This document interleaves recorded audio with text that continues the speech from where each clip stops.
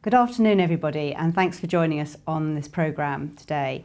On behalf of the Health Foundation, I'd like to give a warm welcome to all of you. Today we're going to be talking about how we scale up improvement and collaborative approaches at a larger scale.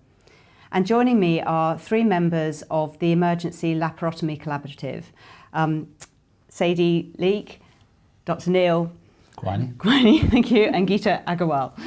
So today what we want to do is demonstrate the expertise within their programme, and they want to offer you some peer support that you can apply to your own piece back at base.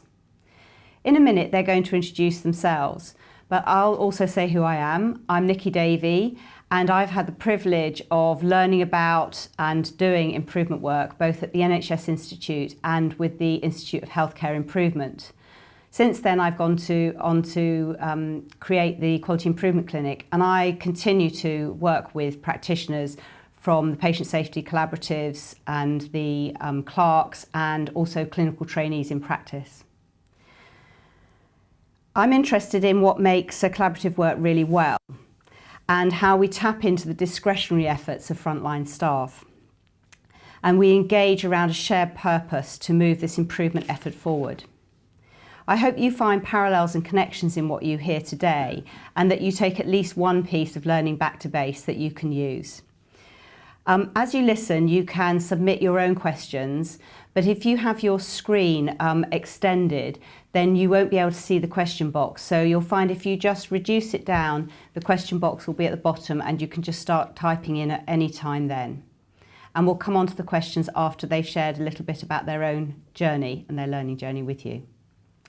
So first of all, I'd like to ask Nial to introduce himself and just tell you a little bit about the background of the collaborative they're involved in.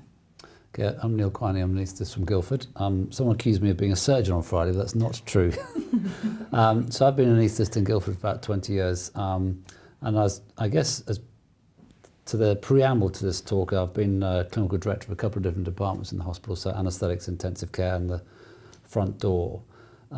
So this project really grew out of a SHINE project, which was 4 hospitals in England, pretty much the same size as Guildford, looking at ways to improve outcomes, basically mortality rate for emergency laparotomy.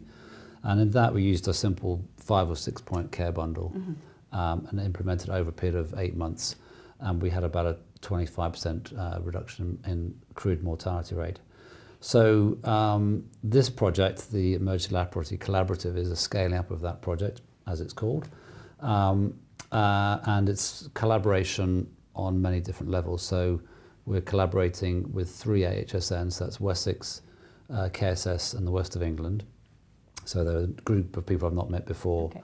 And then there's 29 hospitals within that group who are working with us to share, learn, collaborate to improve outcomes. Okay, that's great. Thank you very much. We'll come back to a few more questions Sure. a bit. Sadie, you are the programme manager, and the way in which you've partnered for this award gives us some really good insights into how you develop that collaborative relationship with so many sites. Can you just tell us a little bit more about that and about your role in that? Okay, so I'm the programme manager for the Emergency Laparotomy Collaborative, working at the Kent Surrey Sussex Academic Health Science Network.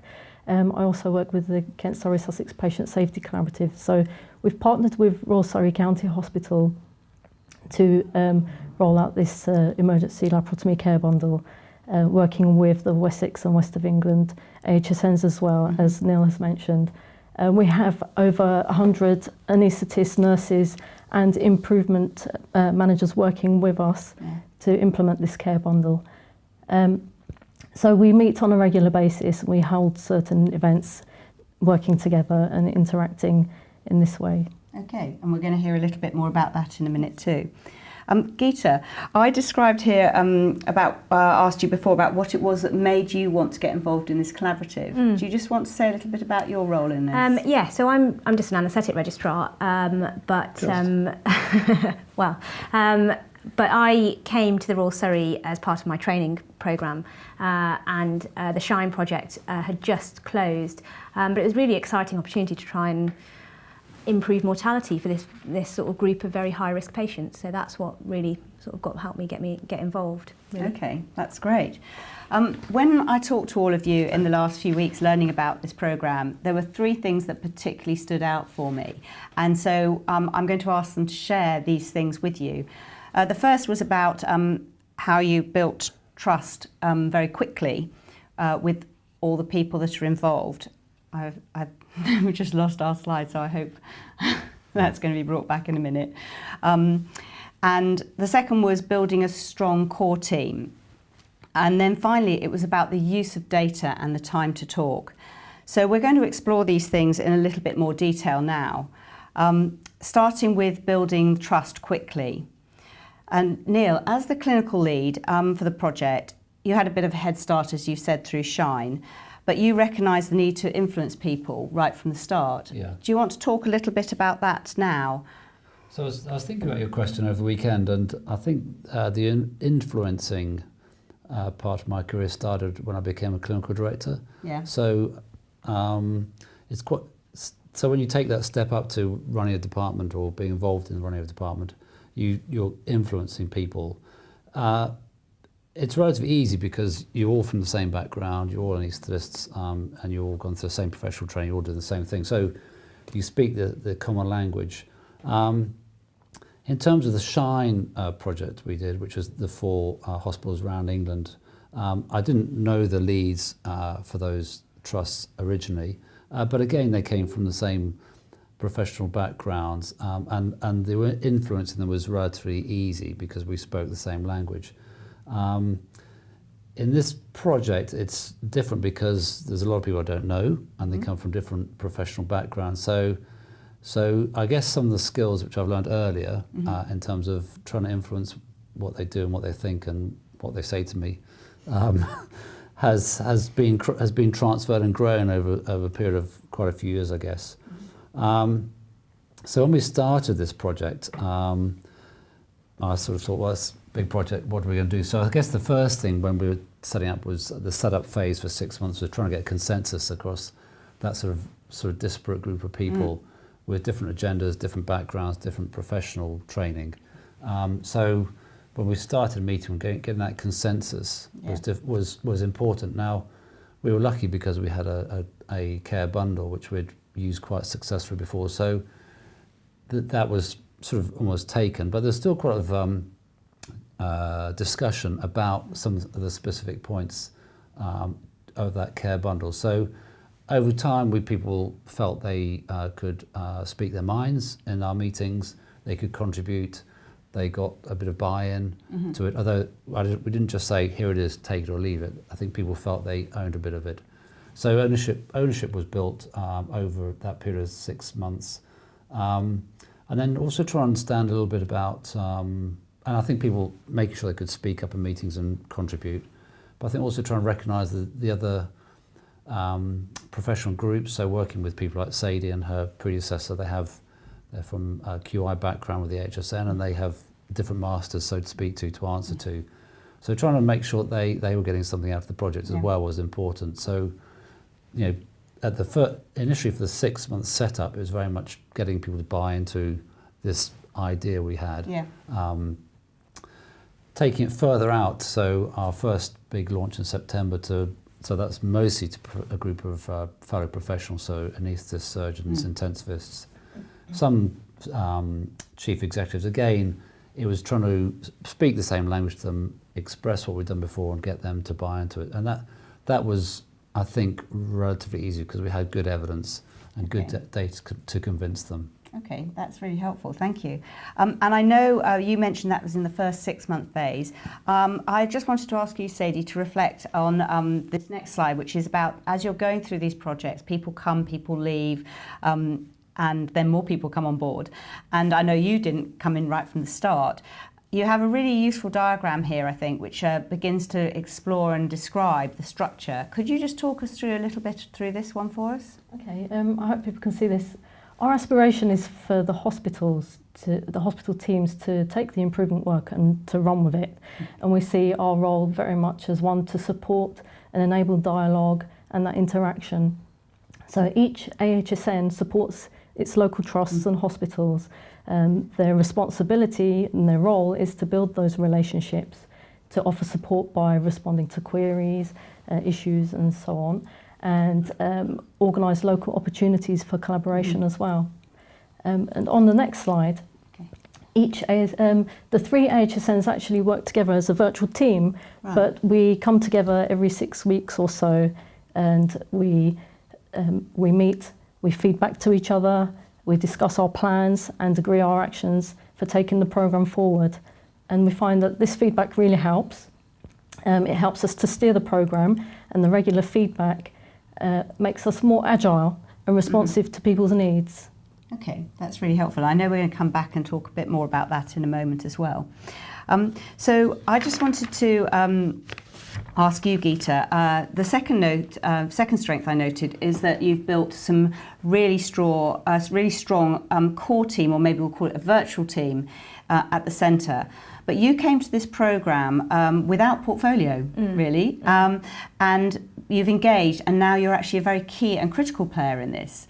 Would you like to just give us a flavour about how you came into this place and established your own roles and responsibilities, and also began to understand that of others? Yeah. By without portfolio, I'm assuming that you mean that I just wasn't on the original bid side of things. It's a really good question. In terms of clarity, I don't think there was much in the way of clarity of my role to begin with, and probably there still isn't. I work at the base hospital, the Royal Surrey, and I work with Nial, but essentially I was just starting to do work that Sadie's predecessor was quite busy to do, but also there wasn't really a role for anyone to do those things, so things like the posters and the website and all the visual side of things. I then started to help set up with Sadie and Nial the agendas for the meetings, and then continue to present some of the other work that I was doing, and have now become the principal investigator for a sub-project within the collaborative. So so there is some clarity with my role with the sub-project, but essentially I try and work with the hospitals directly, as well as the HSNs, just according to that diagram, and then across the ELC sort of central team as well. So it's just trying to find, I essentially am that link between everyone, I think. So I see that as a really important bit of glue, actually. So you said, well, you haven't got a role, but actually you have many roles, and they're all quite critical to this project. Yeah. Not least, I think, which is also working particularly with Nial, operationalising the kind of great ideas and insights that you have about how that will play out in practice and how you communicate that. We've got on this slide here just a diagram which I wanted to share with the audience, which I think is a really nice summary of the journey that you're hoping to take. And that's also reflected in the second slide, and a guide that you have, which I think is extremely accessible to people to tell them what they're actually getting involved with in the collaborative.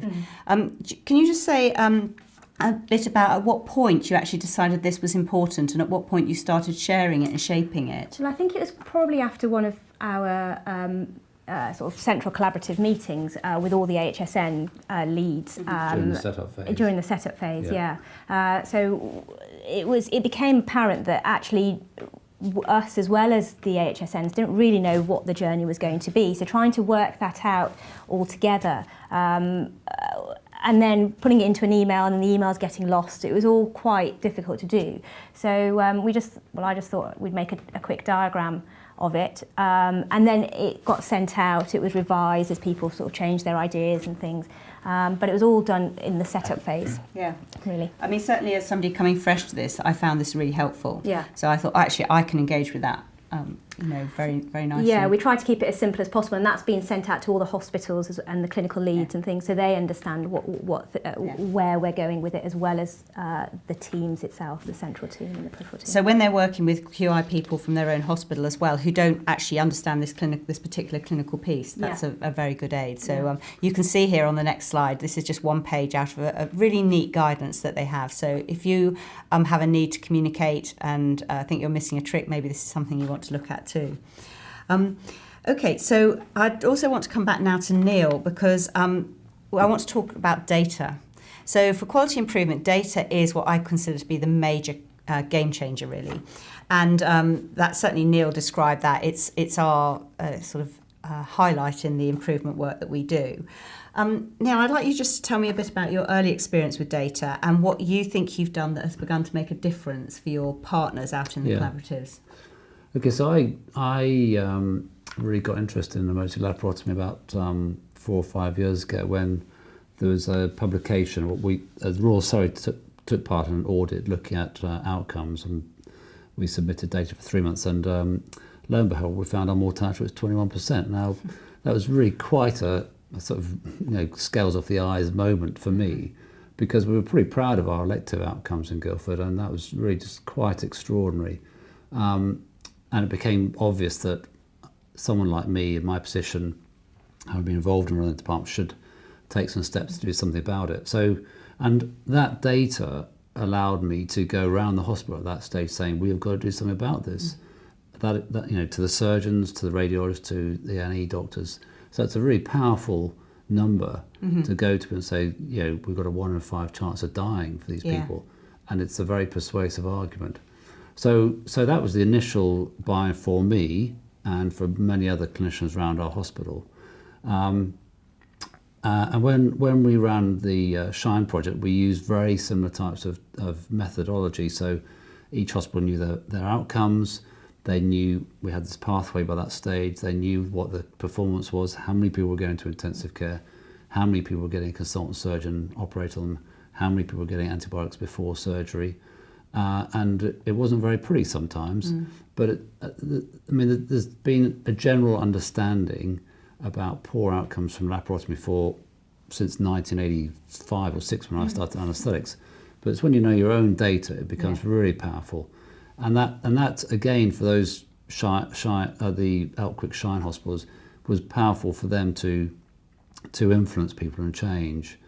For this project, so the collaborative we're running now, we're quite lucky because in that time, there's been a national database set up, which is the Nial database, National Emergency Laparotomy Audit, which is a compulsory or mandatory database for all trusts for all patients having emergency laparotomy.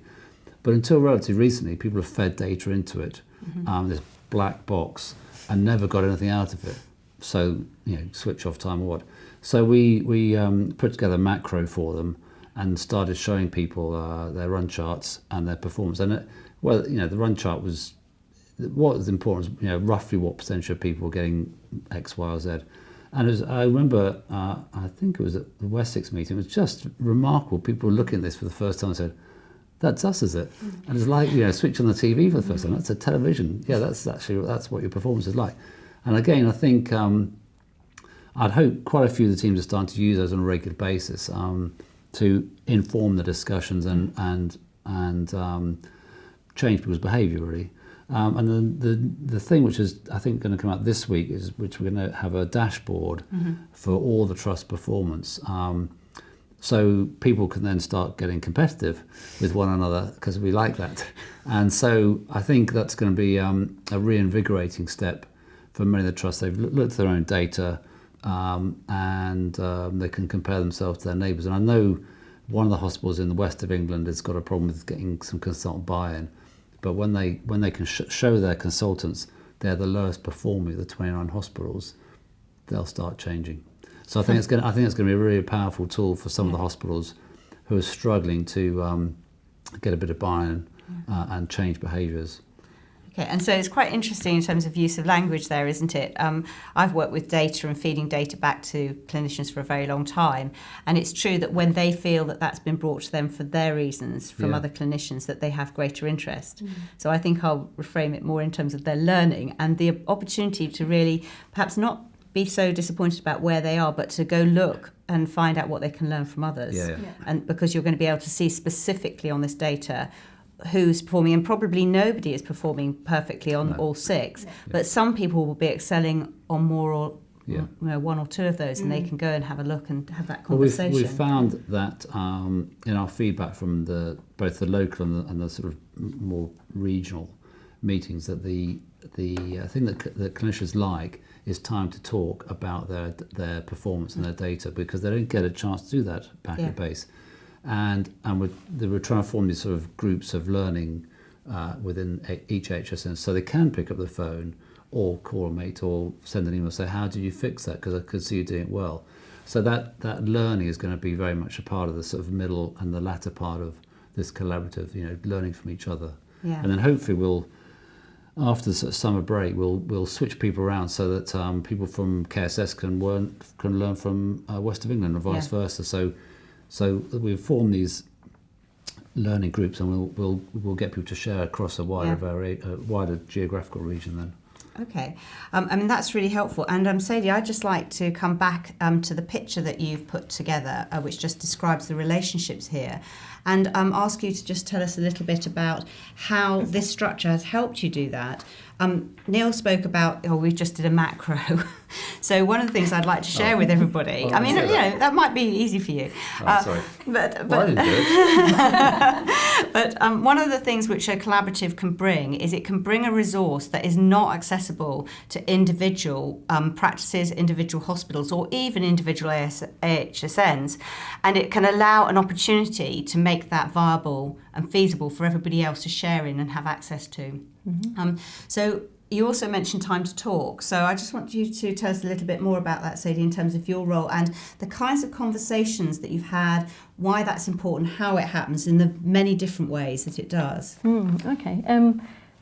Time to talk, I think, is so important because every time we meet, every time we talk, we're actually building our relationships with each other. Each time we meet, I think we're learning to talk more openly, which helps us to build a consensus more quickly, to reach a decision and to act accordingly, and to agree on next actions. And the trusts and hospital staff have also said to us that they really value those opportunities to get together at the collaborative events, to talk to each other and actually to then plan their own work and how they can improve and implement the care bundle and move forward. So I think using data as a way of driving the conversation, I think is very important. But last week at the IHI conference in Sweden, Gary Kaplan, CEO of Virginia Mason Medical Center, was talking about their learning, the lessons learned from their improvement work. And one of the things that he said which stuck in my mind was about the use of language and how we shouldn't use words like roll out and buy-in with clinicians. And I think when we talk and when we plan our collaborative events, we are very conscious of how we are passing messages on and the language we're using. So statistical process control might turn a lot of people off, and I think we just need to be very conscious of that. Yes. Yeah. And what I liked about your diagram is that you've shown the team in the middle. I know you struggle with whether you call it a regional team or a core team, whatever, but you've actually, in your diagram, got it with dotted lines around the outside, which gives a sense of its lack of permanency, but also the fact that it's empowering people. Yes. And I know that the other thing you talked to me about is actually just getting on the phone and having conversations, which, having had a face-to-face meeting, is very easy, but actually probably is quite important for ensuring that you reduce misunderstandings, but also, like you say, to get everybody able to feel that it can contribute. We perhaps don't always make enough time for that normally. We sort of send an email and hope. Yes, and actually, if a decision needs to be made about something, it's so much easier to just pick up the phone and talk to somebody. Are we allowed to talk about the intentional error of that slide? Absolutely, please do. So we were talking about this last week in Gothenburg, and so the whole idea about this project actually is the trusts are on the top, supported by the AHSNs, and then actually the ELC team, as it's called on that slide, at the bottom, because at the end of this project they will disappear. And we hope the trusts will be able to stand on their own 2 feet and run their own collaborative projects on whatever subject they want in the future. So this top down is the wrong way up. It should be from bottom up. We're supporting them, and we will take that support out eventually at the end of this project, to allow them to just run their own projects going forward. Okay, and I also want to come in on that piece as well, because that is one of, we'll probably come back to it again at the end, but that's one of the things which is really important with a collaborative, is it gives you an opportunity to do things that people cannot do by themselves. Yeah. And so that central resource, whatever you call it, virtual resource, that collective resource, which in this instance actually is both, it's shared at the central level that's showed in the ELC team at the top, but it's also got a distributed leadership piece around each AHSN, and then further down that to each of the teams in the hospitals, which I think is really powerful. So on that note, I think we're going to ask if you'd like to bring some questions in now from the audience. I know that you've all got different collaboratives. I know that this one's got many partners. Some of you are just in a partner of 2 sites. But one of the questions we've had in already is asking you about if you can recommend any social media or virtual mechanisms for ongoing collaboration and engagement, particularly with those staff in the front line. So can you say a little bit about that as well? So the social media that we've used is Twitter, and we've got the Emergency Laparotomy Collaborative handle. We've also used Facebook, and then we've gone into webinars. So rather than trying to meet every single clinical lead, because we're quite a big collaborative, it actually is quite nice for leads and teams peripherally to just log in and again share learning. All virtually. So we set up a template for some slides, they filled it in, and then they just talked on the phone and shared those slides and the learning. And what we found is that those networks that Nial was talking about are already forming. There's already sort of supper clubs or drinks clubs going on with the Laparotomy Collaborative. We're not invited, but it is all happening. So. Well, I'm invited, but yeah. So it's really we've used the mainstream things like Twitter and Facebook, but webinars are a great resource to use. It helps with the connection, doesn't it? Yeah. Can I just add to that? Yes. You mentioned connection. I think it's quite important. I've never worked on a program actually that has an identity like this and the branding, and I wonder if there's something in the hospitals and the teams that are working with us, if there's that sense of identity and connection to something that's actually bigger than them. That I certainly feel this program is bigger than us, it's bigger than them. And actually, to know what the teams on the ground think about that, because we've worked on this a lot and we feel it strongly. I'd be interested to know, but I have got them in the back of my mind, so that I've got a few plans about how to get that sort of ownership on a bigger scale outside their own trusts to happen. But that's been mentioned before. That the other thing that I've noticed about it being a collaborative, I feel that there's a deep but unspoken appreciation that actually we all depend on each other to succeed. Yeah. So that's really come to collectively together. So I think that's interesting for those of you who perhaps, don't have that feel at the moment. I think that's something that's quite important to look and see how you can, what you can bring into the equation that's going to actually begin to seal that for you. Or one of the other questions that's come in, which is what other help exists or any advice you have to help sites that are far away from each other and who are struggling to engage. So it's quite interesting, this concept of far away from each other, because actually you go from Kent, I think I'm right in saying, right the way over to the southwest. So actually that's a huge geographical area, and not all of the people involved will have met face to face, although lots have. But do you think it's any different when there is no opportunity to actually meet, or are there particular people who need to meet to really make it work? Is there a place you need to start in those relationships? I think for us the local events help the local teams to meet, and then the larger cross AHSN collaboratives helps everybody to come together. I think there are different ways in which meeting up can be achieved, no matter what the distance. Yeah. And I think it's important to keep people engaged with ongoing messages. So the webinar is a good example. The newsletter you've put a couple out of, and the various social media tweets or whatever come out. But I think what's really interesting at the learning events, when people are actually allowed to talk, the groups are starting to perform quite strongly now, and you sort of recognise members of the different teams, and they're quite willing to talk to each other pretty openly about what they've found difficult, who the problems are, where the problems are. So I think that's becoming quite strong. I think you need, if you're far away, you need to keep people's interest going with some of the social media type things, but I think actually ultimately the face-to-face is pretty powerful as well. And I'd just like to add to that. So if there's a hospital that is quite far away, or they're a bit behind with the care bundle and things, we have quite an open door policy, so they contact me or Sadie or Nial directly, and then we're quite prepared to just go down and give them the talk and see where their issues are, and then really help them come along, rather than just letting them carry on and trying to find their own way. We're very much sort of helping them up. We've been pretty open access. Yeah, and I think there's something in that to understand why they're struggling to engage. Yeah. That it might not just be the physical distance, that there might be something else underlying that you know, would be worth understanding and helping. I don't think the physical distance has been an issue for us at all. Not at all. There's been other issues on the whole. Yeah. So you talked to Nial about changing behaviours through the collaborative, and you highlighted the data competition as one way you can get to that. That's what I'm hoping, So how else do you think the collaborative changed behaviours? What other things have you seen or felt when you've been involved? Particularly if you think back to people who weren't very engaged, who've now come on board.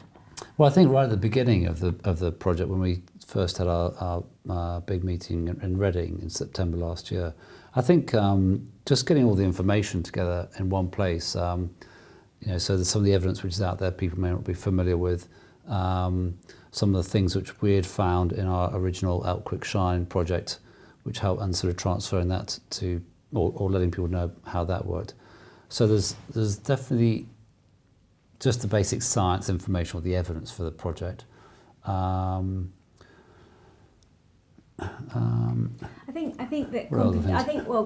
There's data competition. As Nial mentioned, there is the national audit now, so people are putting in data, but they're not really getting. I mean, they've started getting something back, but it's not huge amounts. Whereas they do want to understand their data a bit more, and then it's just playing on the trust itself. So. Going in there and saying, well, you know, this is how you're doing, and surgeons just being quite competitive with each other, as well as the trust, as well as nationally. It's very powerful, that competition. And I think also that the just looking at the question a bit more, I think when the time to talk period, I think there's probably more change in behaviour happening there than we probably appreciate, because there's, you know, people say things or make comments about how they've overcome a problem, what happens in their hospital, and that's standard, isn't it? Isn't it in your hospital? And I think all the people don't say, they sort of go away quietly and say, I'm going to fix that. Yeah. And I think so. It's difficult to measure it sometimes, but I think that sharing of information, that learning community, is really important to changing what people do and realising actually they may not be as ordinary or as good as they think. Yes. And in fact they're sometimes less than ordinary. Yeah, no one wants to really admit that they're not. They might think that they're doing something well or poorly, but they don't want to admit it. But when they see that other hospitals are doing things exactly the same way, but there's a way of doing it better possibly, then they don't feel quite so embarrassed about doing things badly. So they're quite open about talking about it. Yeah. So I mean, also the other thing I'm quite interested and curious about is the way sometimes sites think that, like, you know, they know how to do it, but actually the opportunity for ideas and invention, if you like, or innovation, when you've got so many people, is much greater. So have you had a sense of, for yourselves, have you had things revealed to you that surprised you, that you've sort of said, I'll still that, you know, we say still with pride in quality improvement world. Have you found things that you said, actually, yes, I'll have a little bit of that too, even though you started it off? I think I've lost count of all the stuff that I've stolen and passed off as my own. I think that we're constantly looking at other collaboratives and other joint ventures, as well as sort of single trust type measures, and then saying, well, actually that's worked really well, or maybe we can adapt it slightly to work at it better for us. So one other thing is, could I just mention about, so one of the things that's actually come up quite often. Can I just ask first? Sorry, you can hold on to that. If you haven't put any questions in yet, could you just reduce your screen and add questions, because this is your opportunity to hear from them, the panel with all their expertise, and they may not have the answer, but they might generate an idea that takes you to an answer for yourselves. So what I was saying is that quite a few people come up to me actually think about it and saying at the time to talk type events, we want something from you, this collaborative, to take back to our hospital to change behaviour. Now they know by themselves, if they say, I think, it's not going to happen. But if they have information from this collaborative, this bigger group, that say all the other hospitals do it like this, or what about trying this, or the evidence is that. So we actually bring back together sort of whole host of resources for them to take back to their own hospital, and then they can sort of, with their run charts, they can work out what their issues are, and they can choose and pick whatever from that sort of medley of things they've got from us. So I guess that's probably one of the ways people change behaviour. We never see that, of course, because that happens back in their own hospitals. We might see it on the run charts later. Yes. But I think there's one or two people that's really come through strongly, actually. They've said, we need your collaborative to get the information, the data, to take back to change behaviour. Yeah. Could I just add? Yes. There's a sepsis element to the care bundle. Yeah.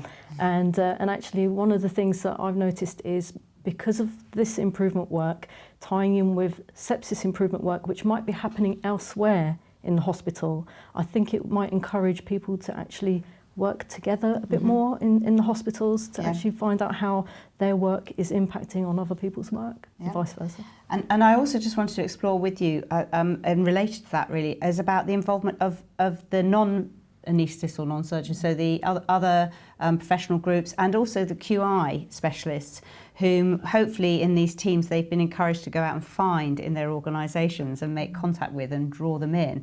I think you've started to having some more people with a QI background coming in through those doors. I think there's a few, but really we're trying to establish a QI syllabus and give them baseline QI knowledge. So really we are hoping for people who don't have QI knowledge, so we can actually give them the QI knowledge for them to then, once we are gone, they can continue doing collaborative work and other improvement work in their hospital for years to come. Yeah. So it's a bit variable how many sort of QI people are hanging around hospitals these days. They seem to be being chopped pretty rapidly.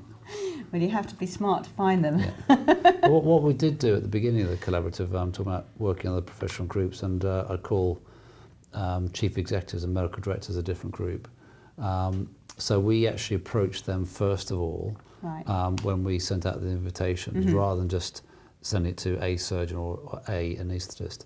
And I think getting them aware of the project and getting that sort of buy-in was quite important. Certainly there's been 2 or 3 hospitals definitely where there's some issues or questions from the sort of frontline staff about we haven't got time, we haven't got resources, and actually getting the chief executive involved, knowing about it and sending off the emails has helped actually quite a lot. And I'd hope on the flip side to that is that the people running the project, if they want to make changes in the way the hospital runs, which they don't feel they can do themselves, they've got a place to go to say we want to change the way you run CT scan or the theatre orders or whatever it is.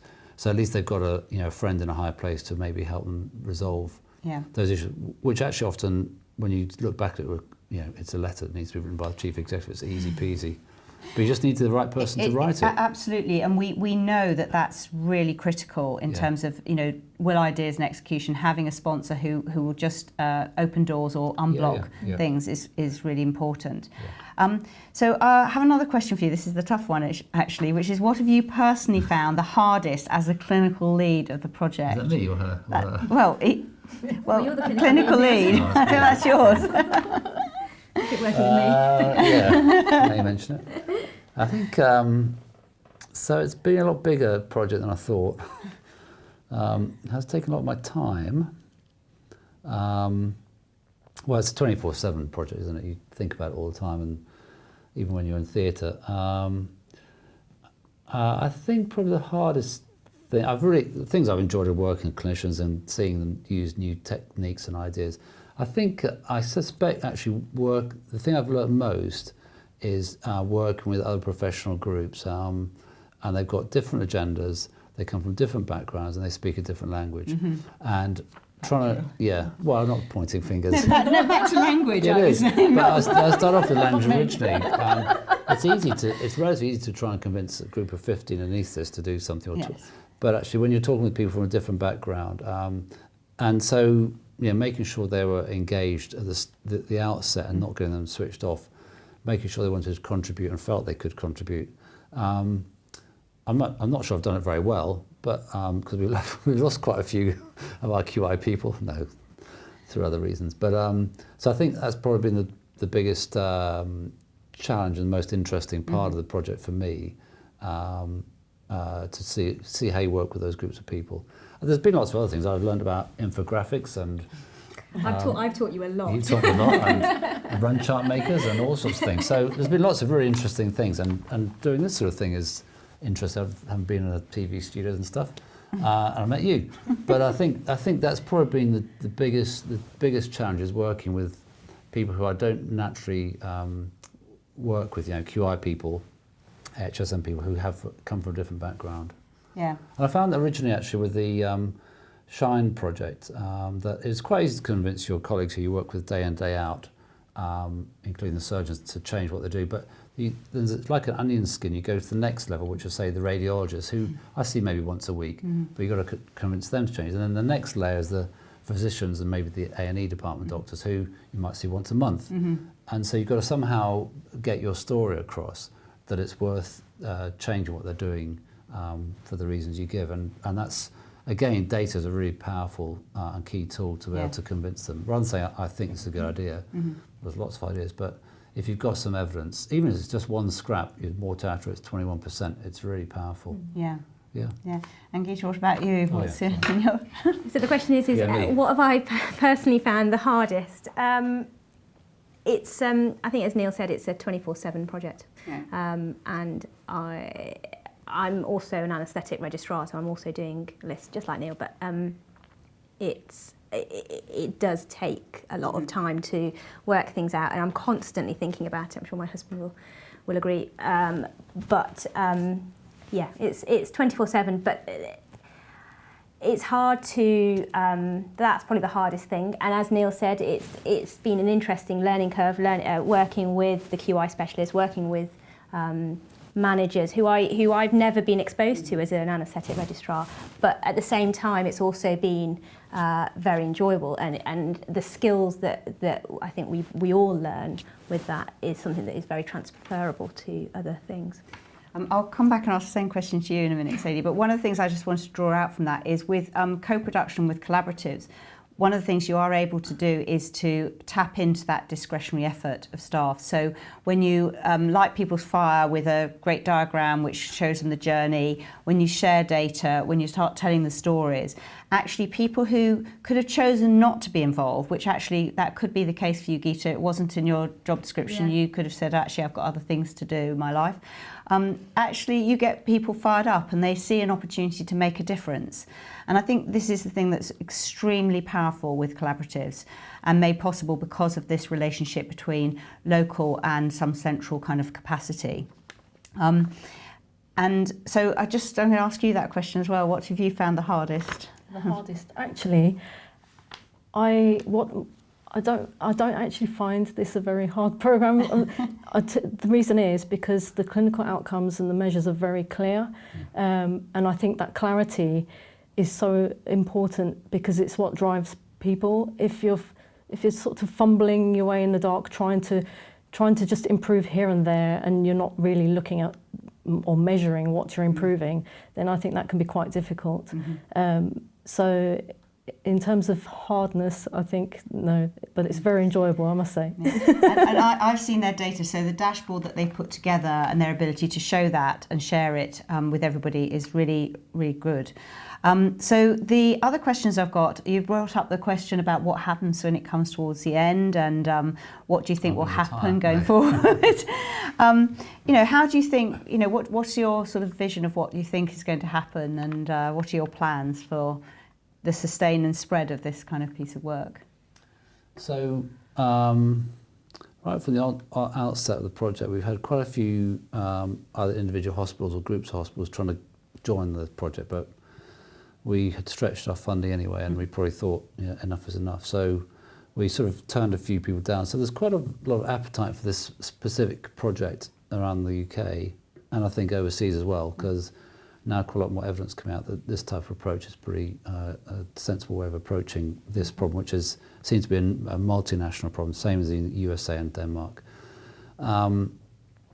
So hopefully the project will we'll potentially work with other groups, other colleges or government organisations maybe to take up some of the ideas that we've put together here. So that's one thing. I think the other thing I'd like to try and support, despite the project coming to end, is the sort of QI knowledge for clinicians, because I came to this knowing nothing about QI. I went on a course in Boston for a week, which was amazing, but I sort of read and learned about it myself through my own enthusiasm. And I think having a resource for people to go to when they want to talk QI for the next projects, the next problems when they're running departments in their own hospitals. I think, and if they can start developing some of the key elements of that language, so they can communicate with the QI people or know where to look on the internet, I think that's really useful, because I just sort of learned it as I went along. I think it'd be useful just to have a bit more easy access. So if we can support something like that, that'd be helpful, I think. Yeah. So that's the legacy, I guess, part of the project. It is. And I know I said earlier that about finding QI people. Actually, I do see a bit of a sea change in the numbers of people who come through who have a bit of the language now. It's still not always easy to find them, but I'd encourage everybody to keep your eyes open and keep looking out for those people who've already got a little bit of a step up, particularly trainees coming through in some of the professions now. I think that's the key, is that the junior doctors seem to get quite forgotten, but actually it's all becoming part of their curriculum. They are the ones who will then continue for the next 30 years. In terms of, obviously from the HSN's perspective, I don't know if you've had any discussions yet about how that's going to feel and how the HSN's, what their ambitions are for taking this forward. Is that a conversation at the beginning now, or is it a little bit premature still? I'd say it's premature. I think if we could look at how we're performing and how we're performing, then we can have those conversations. But something I did find interesting was when I was talking to a consultant anaesthetist from Plymouth the other day. He said, Emergency Laparotomy Collaborative, yes, I've heard of that. It's really interesting. And I wonder how it will have its own momentum as people see what we've achieved, and then will want to do that themselves. They'll need some support, and the stuff on the website, so the run chart maker and some of the discussions we've had our collaborative meetings, but it's somehow we need to, if the project goes forward, replicate that on a bigger scale. It's something I've started thinking a bit about, the end of the project, how it works, but I've not really got strong ideas. But I mean, one of the things we know about improvement work is that the context is really important, and that's what I call the adapt and adopt piece, that all the other people that come on this journey, unless they have a good QI sort of ethos within their organisation, they will need support from somewhere to get that piece, because in the same way that the people you met up with wanted to challenge and understand and test the bundle that you had, and does it have to be quite like that, people do need to have an opportunity to go through that type of thing, to adopt something themselves and to fit it for their own context and their own setting. It'd be also nice to, I think what's different maybe about this and some of the other projects, which are, so this is sort of set up by clinicians and run by clinicians and advocated and owned by them, and what I'd like to do is try and continue that, because I think it allows buy-in a lot better, rather than some blank government organisation saying you will do this, which is a sort of instant turn-off. So I think if we can continue that clinical involvement, ownership would be really useful. Yeah, okay. That's really helpful, so thank you very much. I just wanted to read out a couple of things about a collaborative and co-production deal, really. If you're, I know that most of you have probably got this fixed within your collaborative, but I think the appreciation of these two parts, the national or the regional or the central team, whoever made the bid, with their other partner, is really critical. So on a national or whatever the collective way, you have the opportunity, which you've heard about today, which is about collating the evidence base and bringing that to the other people in the team. You've also got this coordination role that's going on, and you create the network opportunity, which you've done, I think, and demonstrated so well. And some of that will continue as sort of breadcrumbs and trails that will carry on for many, many people's career, I think. The particular thing that I think that central role brings is this analysis and sharing of collective data, which I see that time and time again, that when you've got a good collaborative, that is a real key that those people can do. And I know from the conversation we've had that your other partners and your clinical leads in each AHSN have actually helped and, helped you decide. It's not about you deciding it, it's been a collective decision. So I think that's critical. And you've been able to have the capacity to design things like the website and stuff, which individuals don't have. Yeah. But at the same time, same token, at the local area teams, you've had this opportunity to provide the expertise and energy so that it's not just you carrying on, they're feeding that and giving you something to work with. They contribute to the design, and they bring these extra ideas which you wouldn't have had. Yeah.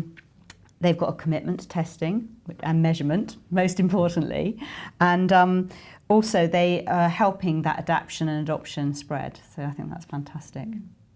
So I don't know if there are any other questions. I think for me, as I said, just going back to what I've seen here, those three things which I started on at the beginning really, which was about the building the trust, having a strong team, strong core team, and this use of data and the time to talk. So when I hear these guys talking about how they're planning their next meeting, how they're getting input from the people in each of these local teams that you can see in this picture, it's really quite powerful, and I definitely get a feel for this being a two-way process, that it's a constant dialogue and feedback. And I think that's the sort of shared and distributed leadership that's in action that we see here. So I don't think we've got any more questions coming on, so I'm going to wrap up now, I think, with that. I just want to remind you that you'll be able to listen to this webinar again, and actually really encourage you to share it with the people who haven't been able to come on today, because actually they might also find things in it which they can run with without your help, and that's another win, isn't it? And it was just mentioning about the website, because I think lots of the resources are on there, and people can look at that as free access. And it's Emergency Laparotomy Collaborative.co.uk. Does that sound like quite a saleswoman? There's quite a lot on there, I think, in terms of... There's lots of interesting papers that the Care Bundle was based on, as well as QI, videos, papers, etc. But lots of those posters and... PDFs of the posters, so you can print them off. They'll want them on their own subject, won't they? They will want it on their own subject. Yeah, so people should say what they want of it. You can see what's been happening there. Yeah. So I think that's really fantastic. I'd like to thank you for sharing what you've learned, and I know that you'll have opportunities through the support the Frontline give you and the Health Foundation for finding out more and making connections and picking up on any piece that's floated your boat today and that you feel you can go and run with. So thank you very much for joining us today.